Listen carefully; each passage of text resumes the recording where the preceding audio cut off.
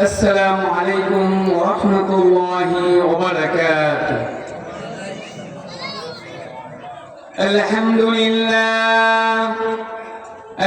لله نحمده ونستعينه ونستغفره ونؤمن به ونتوكل عليه ونعوذ بالله من شرور أنفسنا ومن سيئات أعمالنا.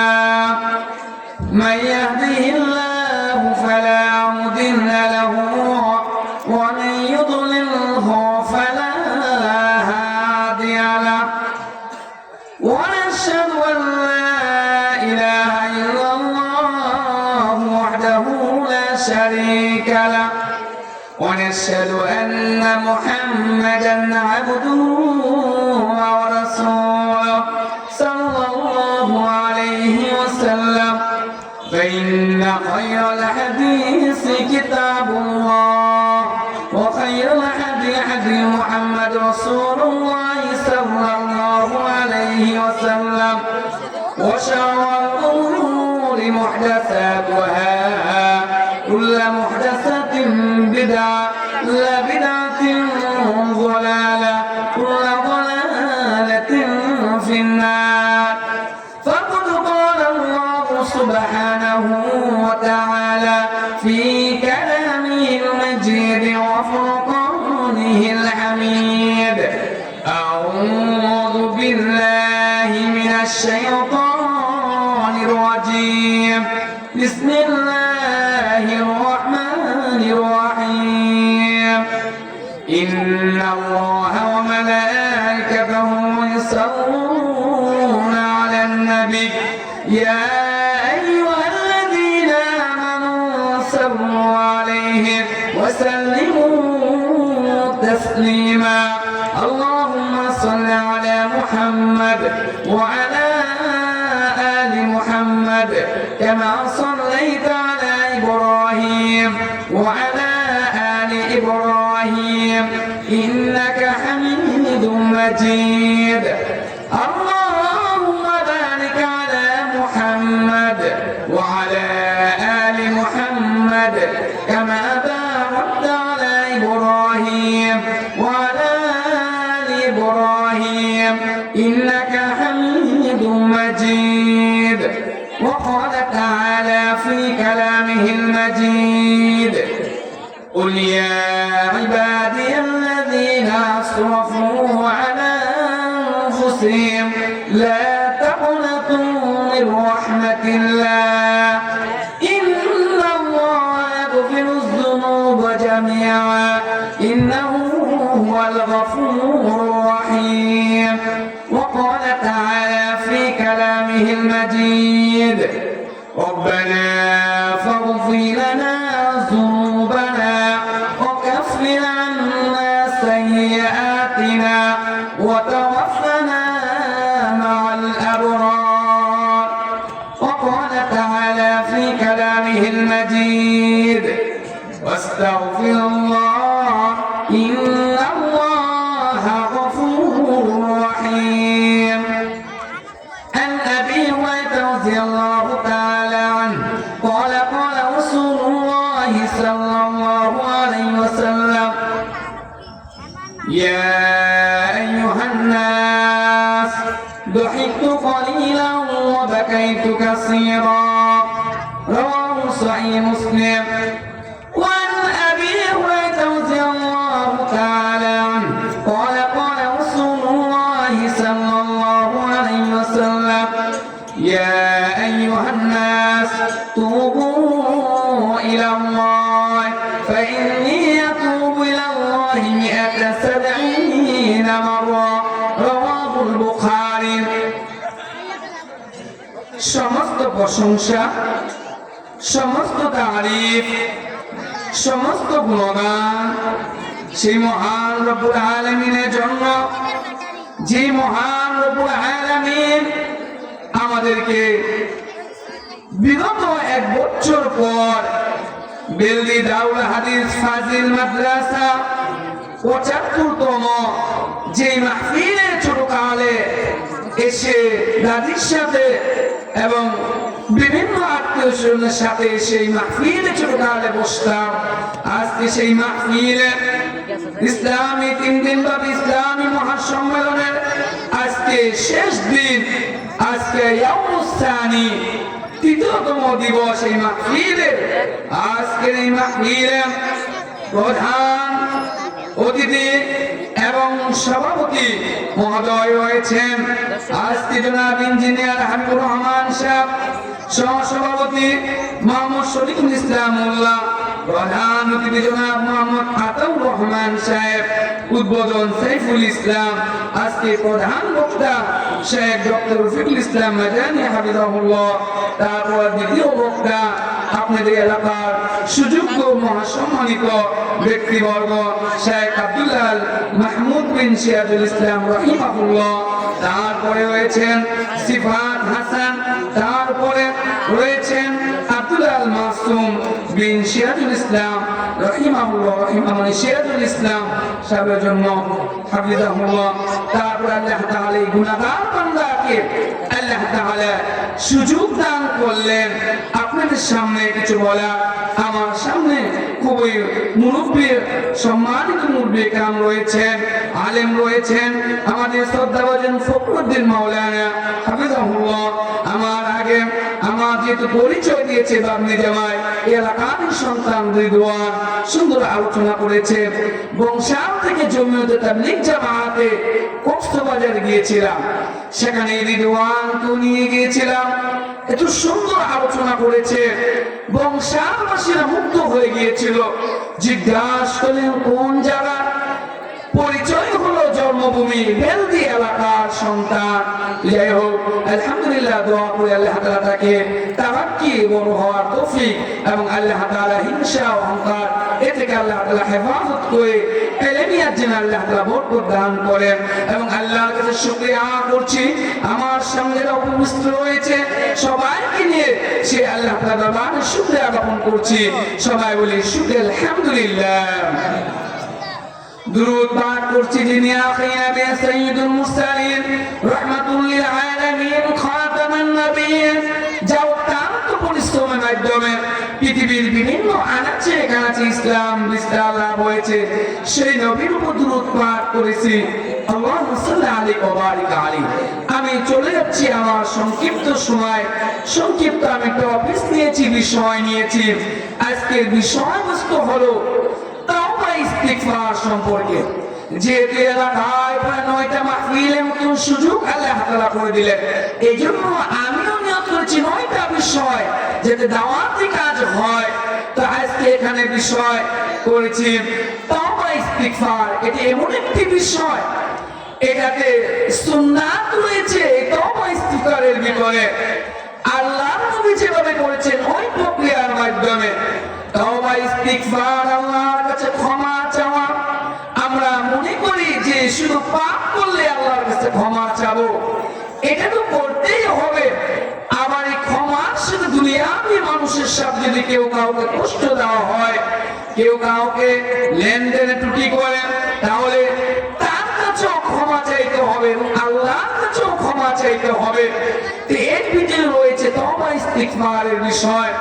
আল্লাহ সুবহানাহু ওয়া তাআলা কুরআনুল কারীমে আল্লাহ তাআলা আমাদেরকে আদেশ করেছেন আস্তাগফিরুল্লাহ ইন্নাল্লাহা গফুরুর রহিম। আল্লাহ বলেন ও দুনিয়ার বান্দা বান্দীরা, তোমরা আল্লাহর কাছে ইস্তিগফার করো, ক্ষমা চাও, তওবা করো। যেগুলো পাপ করার পরে তোমরা আল্লাহর কাছে পার্সোনাল ক্ষমা চাও। আর যদি পাপ হয় বা নাও হয়, তারপর তোমরা আল্লাহর কাছে ক্ষমা চাও। কেন? আল্লাহর নবী সাল্লাল্লাহু আলাইহি সাল্লাম তিনি জানিয়ে দিলেন আল্লাহর কাছে একজন বান্দা বান্দি দৈনন্দিন যখনই সুযোগ হবে আল্লাহর কাছে ক্ষমা চাওয়া, এটা আল্লাহর নবী সাল্লাল্লাহু আলাইহি সাল্লাম শিক্ষা দিলেন। আল্লাহর নবী সাল্লাল্লাহু আলাইহি সাল্লাম তিনি জানিয়ে দিলেন ইয়া আইয়ুহান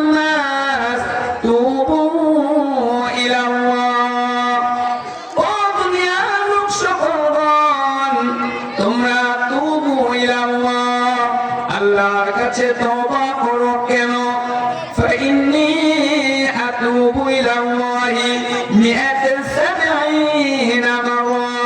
আল্লাহর নবী বললেন, আমি মুহাম্মদ সাল্লাল্লাহু আলাইহি সাল্লাম দৈনন্দিন আমি 70 বার চেয়ে বেশি, অন্য হাদিসে রয়েছে 100 বার আল্লাহর কাছে তওবা করে, আল্লাহর কাছে ক্ষমা চায়, আল্লাহর কাছে ইস্তিগফার করে। যেই নবীর আগে পরের সমস্ত গুনাহ আল্লাহ কোরআনের মাধ্যমে জানিয়ে দিলেন, লিয়াগফির লাকাল্লাহু মা তাকদ্দামা মিন যামবিক। হে নবী, আপনার আগে পরের যত গুনাহ আছে আমি সব গুনাহ আপনাকে ক্ষমা করে দিলাম। সেই নবী দৈনিক 100 বার 70 বার চেয়ে বেশি তওবা ইস্তিগফার করেছেন। এটার মাধ্যমে উম্মতে মুহাম্মাদীকে শিক্ষা দিলেন, তোমরাও আল্লাহর কাছে তওবা ইস্তিগফার করো, তোমরা আল্লাহর কাছে তওবা ইস্তিগফার করো। কেন আমাদের কোনো ডকুমেন্টস নেই যে আমরা নিষ্পাপ? আল্লাহ নবী ডকুমেন্টস আল্লাহ তাআলা দিয়েছেন যে আপনার আগে পরে সব গুনাহ মাফ। সেই নবী যদি দৈনিক 70 বার 100 বার তওবা ইস্তিগফার করতে পারে, তাহলে আমাদের তার চেয়েও বেশি করার দরকার। এই জন্য আল্লাহর নবী দৈনন্দিন 5 ওয়াক্ত সালাতে 3 বার করে তিনি বলতেন আস্তাগফিরুল্লাহ আস্তাগফিরুল্লাহ। এটা প্রকাশ্যে, আর অন্যান্য এই ইস্তিগফারটা পার্সোনাল ভাবে করতেন। এই জন্য আমাদের সালাতের পরে আস্তাগফিরুল্লাহ 3 বার পাঠ করা সুন্নাত। তারপর আমাদের বেশি বেশি তওবা ইস্তিগফার করতে হবে। তারপর আল্লাহ সুবহানাহু ওয়া তাআলা কোরআনুল কারীমে তিনি জানিয়ে দিলেন, আল্লাহ সুবহানাহু ওয়া তাআলা যে দুনিয়াতে অনেক বান্দা বান্দীরা পাপ হয়ে যায় বিভিন্ন সিচুয়েশনের কারণে, মানুষের ধোঁকায় পড়ে, শয়তানের ওসওয়াসায় পড়ে, তো অনেক ব্যক্তিরা বলে যে আমরা তো অন্যায় করি, আল্লাহ কি ক্ষমা করবে? কি দরকার ভালো কাজে দাবিত হওয়া? কিন্তু না, তাদের ব্যাপারে আল্লাহ তাআলা কোরআনে সূরা জুমারের 53 নম্বর আয়াতে 24 পারা 4 নম্বর পৃষ্ঠায় আল্লাহ তাআলা জানিয়ে দিলেন, ওলিয়া আইয়ুহান নাস, ওহে নবী আপনি জানিয়ে দিন, ইয়া ইবাদিয়াল্লাযীনা আসরাফু আলা আনফুসিহিম লা তাকনাতু মির রাহমাতিল্লাহ।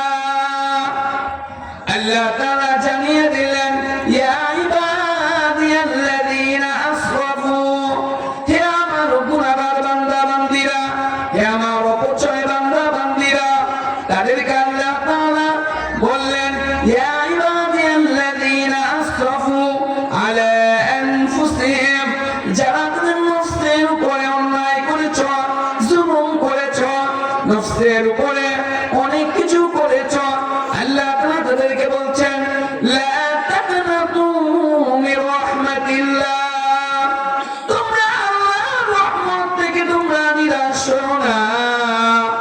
কেন নিরাশ হবে না? আল্লাহ তাআলা তার আবার মহত্ব, তার বরত্ব তিনি জানিয়ে দিলেন, ইন্নাল্লাহা ইয়াগফিরুয যুনুবা জামিআ। আল্লাহ তাআলা তোমাদের যত পাপ আছে, পাও থেকে মাথা পর্যন্ত যত গুনাহ আছে, অন্যায় আছে, আল্লাহ তাআলা যদি তোমার উপরে রাজি হয়, আল্লাহ যদি তোমার উপরে সন্তুষ্টি হয়, আল্লাহ তাআলা বলছেন ইয়াগফিরুয যুনুবা জামিআ, সমস্ত গুনাহ তিনি ক্ষমা করে দিতে পারেন। ওয়াল্লাহু গফুরুর রহিম, তিনি গফফার, তিনি রহমান, তিনি রহিম, তিনি ক্ষমা করে দিতে পারেন। এই জন্য একজন ঈমানদার বান্দা বান্দী সর্বদা আল্লাহর কাছে ক্ষমার আশায় থাকতে হবে, আল্লাহর কাছে মাফ চাইতে হবে। শুধু তাই নয়, আল্লাহ তাআলা সূরা আলী ইমরানের 135 নম্বর আয়াতে আল্লাহ বলছেন, والذين إذا فعلوا فاحشة أو ظلموا أنفسهم ذكروا الله فاستغفروا لذنوبهم والذين إذا فعلوا فاحشة কোনো মন্দ কাজ করে ফেলল, জবানের মাধ্যমে, হাতের মাধ্যমে এবং চিন্তা চেতনার মাধ্যমে, পায়ের মাধ্যমে,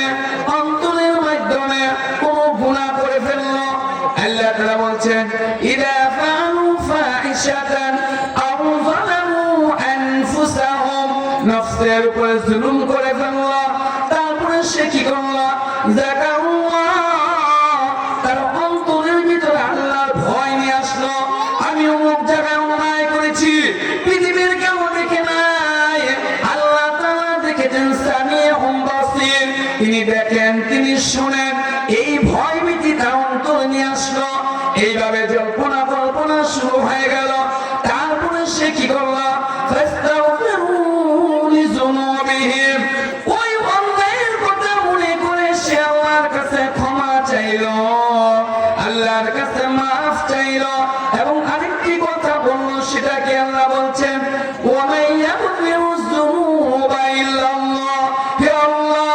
আপনি ছাড়া কি আছে আমার গুনাহ মাফ করবে?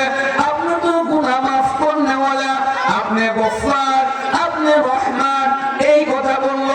আল্লাহ নবী বলছেন, এইভাবে যদি কোনো ইমানদার বান্দা বান্দি আল্লাহর কাছে ক্ষমা চায়, আল্লাহর কাছে মাফ চায়, এখন আল্লাহ তাআলা তাকে ক্ষমা করে দিবে। শুধু তাই নয়, অন্য এক আল্লাহ বলছেন, ইল্লা মান তাবা ওয়া আমানা ওয়া আমিলা আমালান সালিহা ফাউলাইকা ইউবাদদিলুল্লাহু সাইয়্যাতিহিম হাসানা। যার তওবা কবুল হবে এবং সংশোধন হয়ে গেল, ঈমানের উপরে থাকলো, আল্লাহ তাআলা বলছেন তাকে আল্লাহ তাআলা ক্ষমা করে দিবেন। শুধু তাই নয়, আল্লাহ তাআলা তার গুনাহগুলো নেকিতে পরিণত করে দিবেন। সুবহানাল্লাহ, সুবহানাল্লাহ। তাহলে গুনাহর কথা স্মরণ করে যদি কেউ ক্ষমা চায়, তাহলে ওই গুনাহটা আমার নেকি হয়ে যাবে। সেটার প্রক্রিয়া হলো ওইভাবেই ক্ষমা চাইতে হবে, আল্লাহর কাছে ইস্তিগফার তওবা করতে হবে একনিষ্ঠভাবে, এবং সেই কাজ থেকে আবার বিরত থাকতে হবে। তাহলে আমার সেই যেই গুনাহটার জন্য আমি এত বন্ধন করেছি, সেটা নেকিতে পরিণত হয়ে যাবে, সেটা আমার জন্য কল্যাণদায়ক হয়ে যাবে।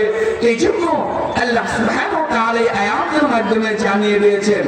তাহলে আমরা আল্লাহর কাছে ক্ষমা চাইবো, আল্লাহর কাছে মাফ চাবো, এবং আল্লাহ তাআলার কাছে আবার একটি দোয়ার মাধ্যমে ক্ষমা চাইতে হবে।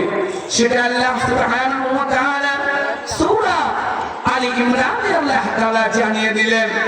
আল্লাহ সুবহানাহু ওয়া তাআলা ওই আয়াতটি যখন অবতীর্ণ হয়েছে, তার পূর্বে লম্বা আয়াত আল্লাহ তাআলা মানুষকে জানিয়েছে, তোমরা দাঁড়িয়ে বসে শুয়ে তোমরা আল্লাহর জিকির করো, আল্লাহর ইবাদত করো। তারপরে লাস্টে আল্লাহ তাআলা বলছেন, তোমরা আল্লাহর কাছে তোমাদের পাপের জন্য ক্ষমা চাও। ওই দোয়াটা বলে আমার সংক্ষিপ্ত আলোচনা শেষ করব। আল্লাহ তাআলা ওই দোয়াতে বলছেন, রব্বানা ফাগফির লানা যুনুবানা ওয়া কাফির আন্না সাইয়্যাতিনা ওয়া তাওয়াফানা মা'আল আবরার।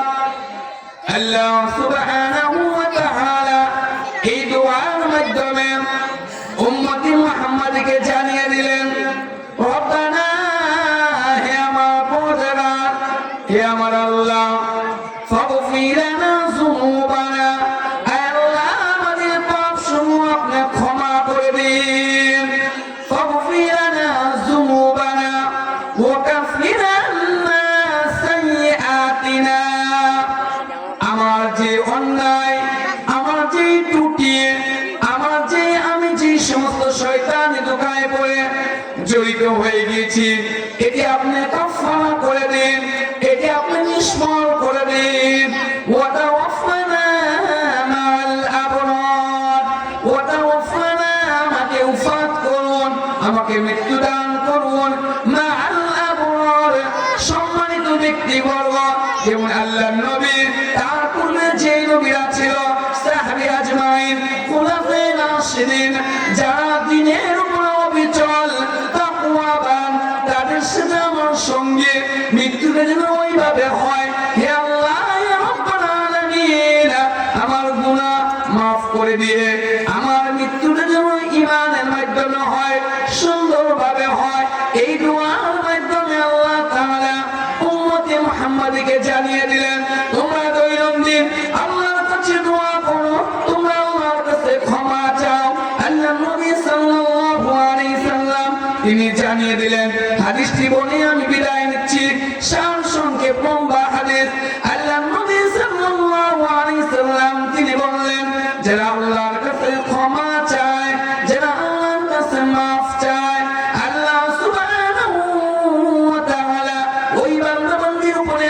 খুশি হন, এত আনন্দিত হন।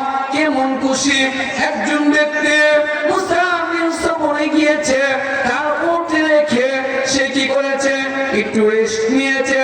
হঠাৎ উঠে দেখে উট নেই, সে নিরাশ হয়ে গেল। আমার উট চলে গিয়েছে, আমি এখান থেকে কিভাবে যাব? এইভাবে সে হতাশার ভিতরে চলে গেল। হঠাৎ দেখলো তার সামনে উঠে এসে বলল, আর ওই ব্যক্তি যেমন খুশি হবে, একটু আগে যিনি নিরাশ হয়েছে, আমার বাহন নেই, যাওয়ার প্রক্রিয়া নেই, ওই বাহনটি ওই পেয়ে যেমন খুশি হয়, তার চেয়ে বেশি আল্লাহ তাআলা ওই বান্দা বান্দির উপরে খুশি হয়, যেই বান্দা বান্দি দৈনন্দিন আল্লাহর কাছে ক্ষমা চায়। সুবহানাল্লাহ, সুবহানাল্লাহ। ক্ষমা চাইলে রোষ নেই, এই জন্য আল্লাহর কাছে বেশি বেশি ক্ষমা চাইতে হবে। আমার সময় শেষ, আমি আলোচনা সংক্ষিপ্ত করে শেষ করে দিচ্ছি। তাহলে আমার বিষয়টা আজকে তওবা ইস্তিগফার, ক্ষমা চাইতে হবে। আজকে আমাদের এমন মন্দির হয়ে গিয়েছে, আমরা ক্ষমা চাই না, দোয়াও করি না। দোয়া, হাত তুলে দোয়া, এটা জামাতের বিষয়, ইখতিলাফ এবং বেদাতের আওতাভুক্ত। কিন্তু ব্যক্তিগত দোয়া, জবান দিয়ে দোয়া, ব্যক্তিগত হাত তুলে দোয়া, এটি নিষিদ্ধ নয়। হাত না তুললাম কিন্তু জবান তো ঠিক আছে, এই জবান দিয়ে বসে শুয়ে আছি, দাঁড়িয়ে আছি, হাঁটছি, আল্লাহর কাছে তওবা ইস্তিগফার করতে পারি যে আস্তাগফিরুল্লাহ, সংক্ষেপ হলো আস্তাগফিরুল্লাহ। আর লম্বা দোয়াটা হলো ওই যে রব্বানা ফাগফির লানা যুনুবানা ওয়া কাফির আন্না সাইয়্যাতিনা ওয়া তাওফানা মাআল আবরার। এই দোয়াটি বেশি বেশি করা। আল্লাহ নবী সাল্লাল্লাহু আলাইহি সাল্লামের আগে করে সবগুলো মাফ হয়ে গিয়েছিল। আল্লাহ নবী তারপরেও আল্লাহর কাছে ক্ষমা চেয়েছেন। এক হাদিসে এক সাহাবী বলছেন, হে আল্লাহর নবী, আপনি দাঁড়িয়ে তাহাজ্জুদ করেন, পাগুলো ফুলে যায়, আপনার তো আগে করে সব গুনাহ মাফ, তাহলে তারপরে তো কষ্ট করে এই ইবাদতগুলো কেন করেন? ওই হাদিসে আল্লাহর নবী বলছেন, আলা আবদান শাকুরান, আমি কি আল্লাহর শুকরগুজার বান্দা হব না? আরেক হাদিসে রয়েছে, যদি আল্লাহ পাকড়াও করে। যাই হোক, আল্লাহর ভয় প্রত্যেকটি ঈমানদার বান্দা বান্দির ভিতরে রাখতে হবে এবং আল্লাহর কাছে ক্ষমা চাইতে হবে। নিরাশ হওয়া যাবে না।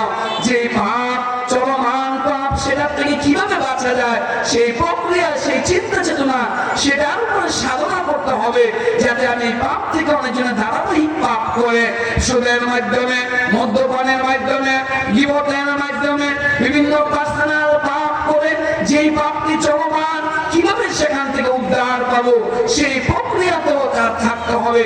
তাহলেই আল্লাহ তাআলা তাকে সেখান থেকে হেফাজত করবে।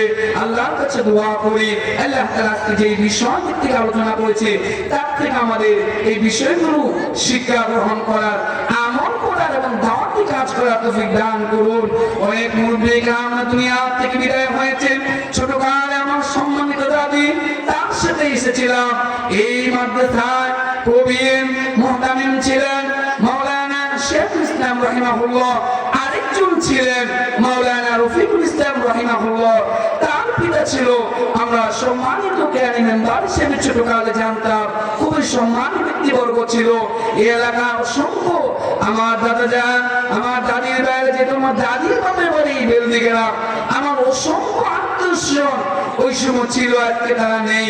এখনো যারা আছে সবাইকে নিয়ে আমার বড় ভাই মরহুম হাফেজ মাওলানা ইসমাইল বিন তুমিজুদ্দিন রাহিমাহুল্লাহ, তার জন্য দোয়া চাচ্ছি। আপনারা দোয়া করবেন, আল্লাহ তাআলা তাদের সবাইকে জান্নাতুল ফেরদাউস দান করুন এবং এই প্রতিষ্ঠান আল্লাহ যেন দাইমান কায়েমান রাখেন। আমি ছোট মানুষ, আমার কোথায় কেউ কষ্ট পেলে ক্ষমার দৃষ্টিতে দেখবেন আর আমার জন্য দোয়া করবেন। আল্লাহ যেন এই দাওয়াতি কাজে ছাড়া বাংলাদেশে বিভিন্ন জায়গায় নিয়ে যায়। আল্লাহ যেন সুস্থতার মাধ্যমে, অহংকার মুক্ত, হিংসা বিদ্বেষে এ থেকে মুক্ত করে যেন আল্লাহ দাওয়াতি কাজ করার, দিনে লেগে থাকার তৌফিক দান করেন। তারপরে মনে হয়ে গেল আমার যে শ্রদ্ধাভাজন ব্যক্তিবর্গ মরহুম মাওলানা অধ্যাপক মুবারক আলী রাহিমাহুল্লাহ, যার সাথে সফর সঙ্গী হয়ে বিভিন্ন এই বেলদি মাহফিলে এসেছিলাম, তিনি মাহমুদ ভাইকে রিকোয়েস্ট করে যে ছেলেটাকে একটু আলোচনা দাও না, আমাকে 5 মিনিট দিয়েছিল।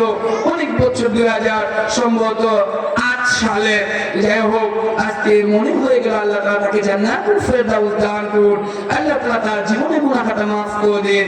আসসালামু আলাইকুম ওয়া রাহমাতুল্লাহি ওয়া বারাকাতুহু।